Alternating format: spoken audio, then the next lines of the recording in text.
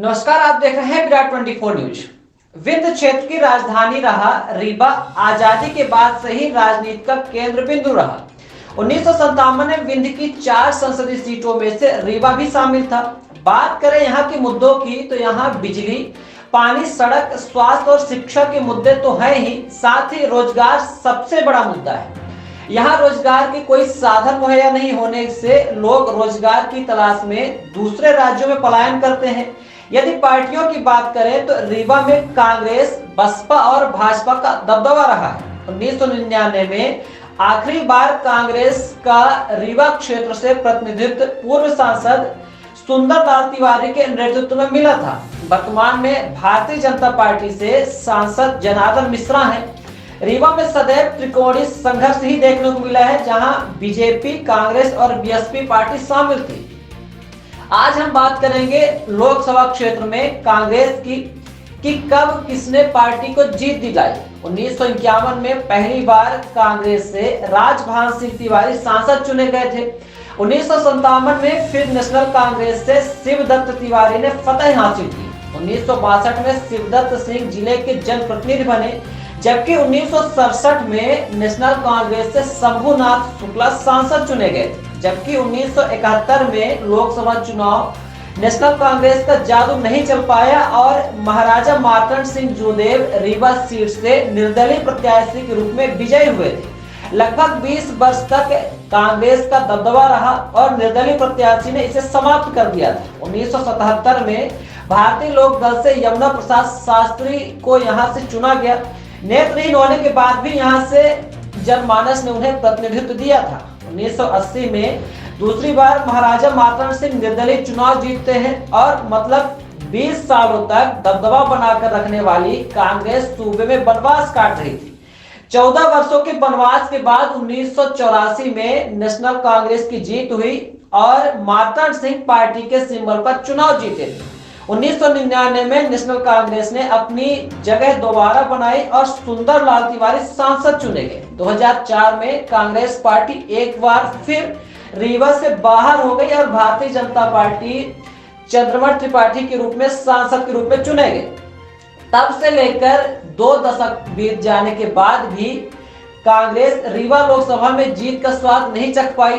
2009 में बसपा के देवराज पटेल को जीत मिली, जो कि अब कांग्रेस में है। पार्टी में कद्दावरों की भरमार है, लेकिन कोई सामने नहीं आ रहा है दावेदारी के लिए। तो ऐसे में कांग्रेस का 25 वर्षों का सूखा कैसे समाप्त होगा, वो भी उस पार्टी के सामने जो साल के 365 दिन चुनावी तैयारी करती है और वो भी जो पूर्ण बहुमत से राज्य में सरकार बनाई है। और ऐसे में जब रीवा में 8 में से 7 विधायक सत्ताधारी पार्टी के हों, लेकिन इसका तोड़ कांग्रेस के पास है विनोद शुक्ला के रूप में।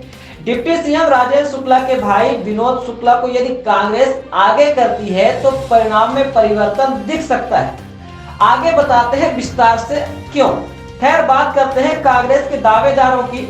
यदि पूर्व में नजर डालें तो दशकों से अमैया तिवारी परिवार का सदस्य ही लोकसभा का उम्मीदवार बनता आया है।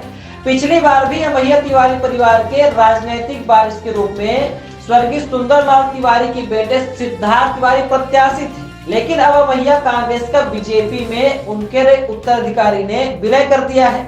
अब ऐसे में अमैया तिवारी परिवार का कांग्रेस से दावेदारी नहीं है। रही बात वर्तमान में लोकसभा के दावेदारों में, तो कांग्रेस में विनोद शुक्ला ही ऐसे हैं जिनके नाम पर शायद ही किसी कांग्रेस के नेता को ऐतराज हो, क्योंकि बीजेपी के तोड़ के लिए जैसा नेता चाहिए विनोद शुक्ला एकदम फिट बैठते हैं। ना कोई दाग, साफ स्वच्छ छवि और भाई के नेतृत्व के सामने भाई को लोकसभा में खड़ा करना कांग्रेस की रणनीति का फायदा मिल सकता है। दूसरा पहलू, मऊगंज जिले में इनका गृह जिला है। देवतोला विधानसभा में ढेरा गांव आता है, जिससे मऊगंज और देवतोला विधानसभा का विनोद शुक्ला को फायदा मिलेगा। साथ ही सेमरिया सीट कांग्रेस के पास है। ऐसे में 3 विधानसभा तो कांग्रेस के पक्ष में विनोद शुक्ला के उम्मीदवार बनने में हो सकती है। साथ ही गुड़ त्योंथर जैसी सीटें जहां कांग्रेस परिणाम के अंतिम दौर तक लड़ती रही, इन सीटों का फायदा विनोद शुक्ला को मिल सकता है। कांग्रेस को एकजुट होकर ऐसे नाम पर सहमति देना चाहिए यदि बीजेपी का तोड़ निकालना है तो, क्योंकि विनोद शुक्ला हर पहलू में मजबूत है। खैर, साथ ही दावेदारी की कांग्रेस में भरमार है। देवराज पटेल भी दावेदार है कांग्रेस के, क्योंकि ये सांसद भी रह चुके हैं, वो भी बीजेपी के चंद्रमन त्रिपाठी को हराकर। 2009 में सांसद बने देवराज का राज सिर्फ एक पंचवर्षीय ही रहा, उसके बाद हारते गए और कांग्रेस में शामिल हो गए। जातिगत आधार पर देवराज पटेल मजबूत प्रत्याशी हो सकते हैं। वहीं पर दूसरे दावेदारों की बात की जाए तो विधानसभा लड़ने वाले सभी प्रत्याशी चुनाव हार चुके हैं, सिवाय अभय मिश्रा को छोड़कर। ऐसे में हारे हुए उम्मीदवार खुलकर आगे नहीं आ रहे हैं दावेदारी के लिए। खैर, टिकट तो चाहिए सबको। राजेश शर्मा 3 चुनावी हार के बाद शायद ही मन बनाए होंगे कि लोकसभा लड़े।